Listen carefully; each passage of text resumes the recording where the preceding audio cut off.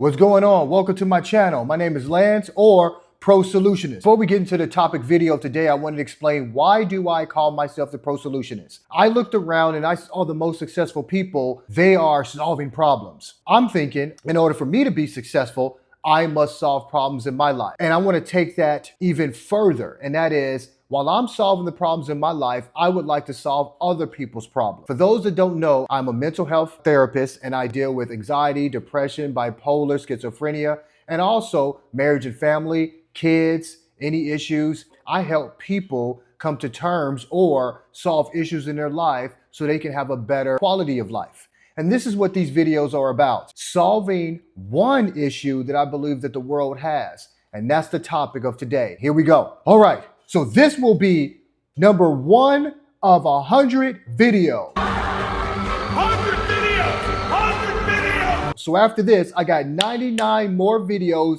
in this series. You're thinking, you haven't even got this done. Oh, I know, but that's the exciting part. You are here at the first video, the ground level, and watch this channel blow up. I'm believing God will impact people's lives and get him to start blaming the one that should be blamed. This series is going to be short videos to let you know that God is not to blame for the chaos, the mistrust, the evil, the darkness that's in this world. So in this video series, we're going to dig deep and we're going to get in, and by the end of it, you at least are not going to blame God.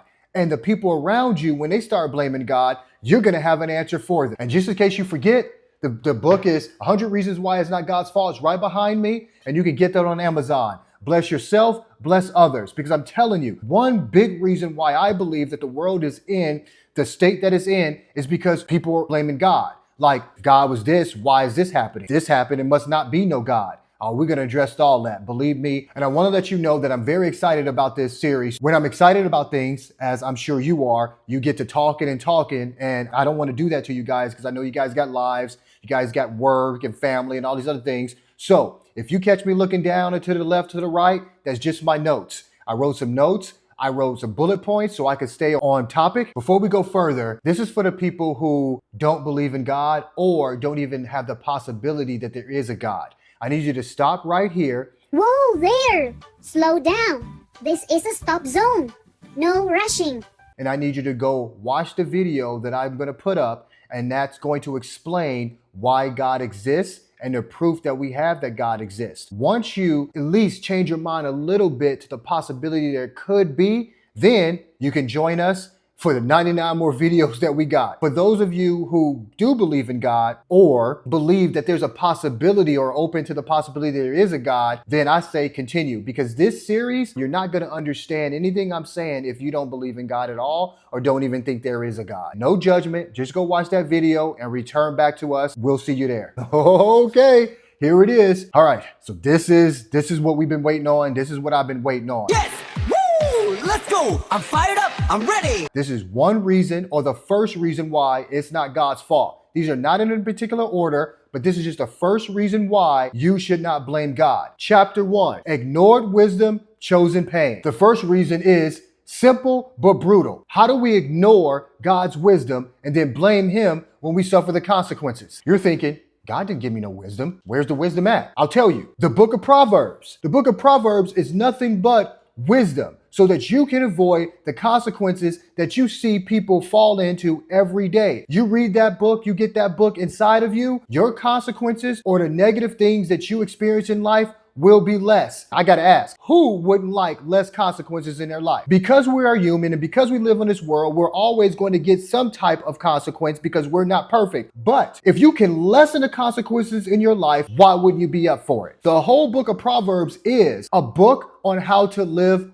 right. God could have left us in the dark. He could have said, figure it out. You're made in my image. You're smart enough. You'll be all right. No, he didn't do that. He gave us a book of Proverbs, like I said, and instructions to live right. And if you live right, then you have a right life. The opposite of that is that if you ignore his wisdom and you live wrong, then you got a wrong life. You're saying right now, well, who determines who's wrong and right? You. Check this out. When you get a consequence that you don't like it. So you told yourself that you don't like that consequence. And I bet you that the consequences that you got went against what's already in Proverbs. And had you had read that and got that in your heart and used Proverbs wisdom, you wouldn't be in that consequence or that situation right now, because God gave us wisdom before the pain showed up. That's what I want to talk about right now. What does that mean? That means that the book of Proverbs has already been written for us. The wisdom is already here before the pain showed up. So before your choice and before your negative situation or the consequence happened in your life, Proverbs is already here for you to avoid that negative circumstance, situation,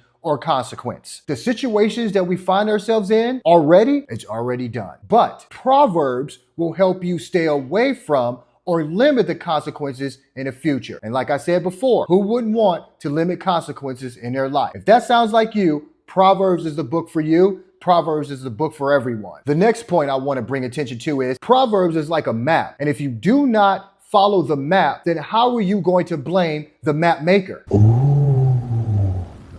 The devil gonna be mad. And we know maps. Maps lead to the pot of gold, like on pirate movies and stuff. You're thinking, okay, where does the map lead in Proverbs? To peace, purpose, and protection. Now, who wouldn't want those three things functioning in your life daily? Me. I ain't proud. Right here. I need more purpose. I need more peace. And I need, in this world, we all need more protection. And that's what Proverbs can give you.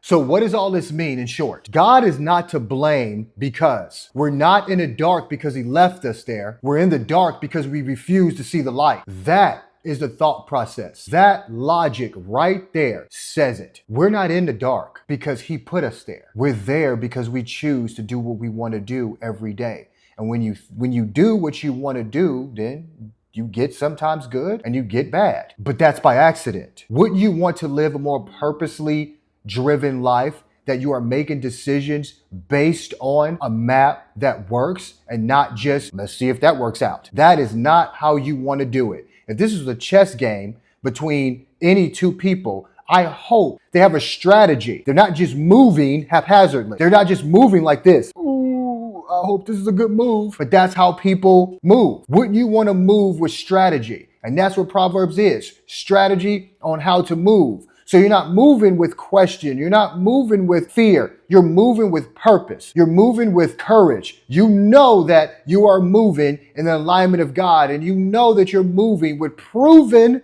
strategy that works. Okay, so I got some homework for you guys to do. You're like, well, I'm not in school, but we are. This is school. We're learning. I got over 10 years in school. I got 2 master's degrees, that I am a lifelong learner forever. People say what life is to them. Life has always been a teacher, and that's what I view life as. When bad things happen to me, I choose to look at it as a student perspective. I'm always learning, and life is always teaching. I'm going to give you guys homework. It's something that's going to better your life.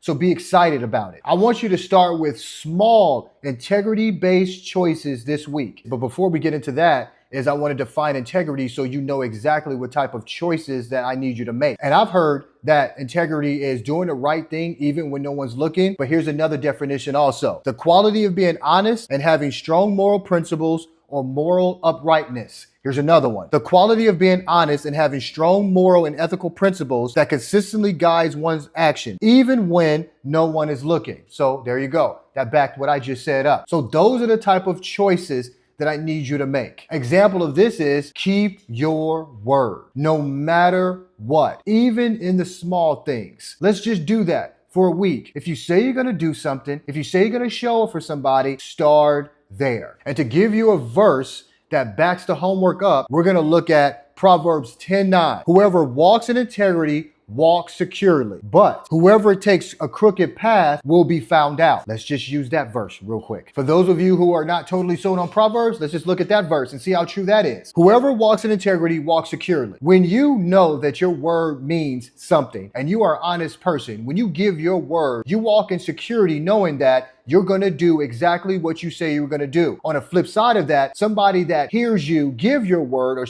or hear you say that you're going to show up, they are secure knowing that you are a person of their word, so they don't have to worry about it. So you both are secure in that word. On the flip side of that, it says, but whoever takes crooked paths will be found out. You already know, over 2 million people are in jail right now for taking a crooked path. And guess what? They're in jail because they're found out. And you know what? A lot of people don't understand or even think about it. Those are 2 million people who did not want to get caught. Okay, let's just say some want to get caught. That's still millions of people who did not want to get caught, but for some reason, they get caught. Why? Because your crooked path will be found out. You cannot do anything and get away with it. He's right.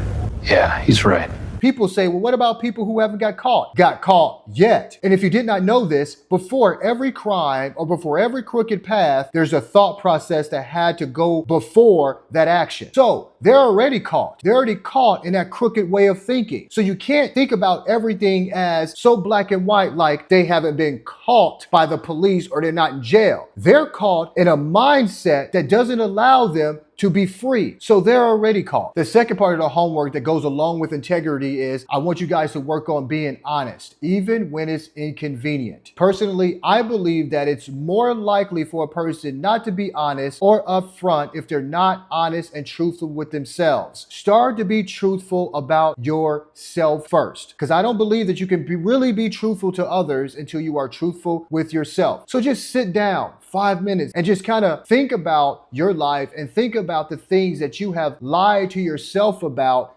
and come to terms with them. There's an old saying that the truth will set you free. I know that we've said that, and I've heard that too, that I never really thought about it. I kind of dismissed it, but it's absolutely true. The truth sets you free from what, you may ask? From the bondage of lies. You cannot move forward if you are lying to yourself that area of your life is okay. If you're lying and that part of your life that's causing you consequences of negative emotions and thoughts or feelings is okay, then why would you change it? To be honest with yourself and to say, this is not okay. I'm not doing okay. This part of my life is ruining my life. I got to be honest. There you go. That's where I want you guys to be.